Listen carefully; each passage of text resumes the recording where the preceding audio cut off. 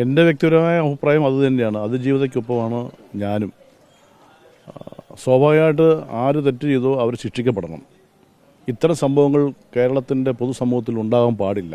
അത് സിനിമാ മേഖലയായിക്കോട്ടെ, രാഷ്ട്രീയ മേഖലയാകട്ടെ, ഒരു മേഖലയിലും ഇത്തരം സംഭവങ്ങൾ ഉണ്ടാകാനും ആവർത്തിക്കാനും പാടില്ല. അതുകൊണ്ട് തീർച്ചയായിട്ടും ഏതെങ്കിലും പഴുതിലൂടെ രക്ഷപ്പെട്ട് ആരെങ്കിലും ഉണ്ടെങ്കിൽ അത് ശരിയായ വഴിയിലൂടെ അത് തെളിയിക്കപ്പെട്ട് യഥാർത്ഥ കുറ്റവാളികൾ ശിക്ഷിക്കപ്പെടണമെന്ന് തന്നെയാണ് എൻ്റെ അഭിപ്രായം.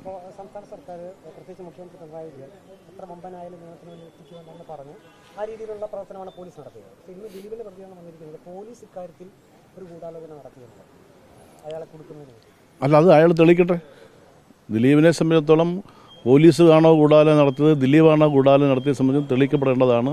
അത് നിയമപരമായി അതിൻ്റെ വഴിയിലൂടെ തെളിയിക്കപ്പെടുക തന്നെ ചെയ്യും. എത്ര തന്നെ ഉന്നതനായാലും തെറ്റ് ചെയ്താൽ ശിക്ഷിക്കപ്പെടണമെന്ന് തന്നെയാണ് എൻ്റെ വ്യക്തിപരമായ അഭിപ്രായം. മേൽക്കോടതിയിലേക്ക് പോകുന്നുണ്ട് എന്ന് പറഞ്ഞു.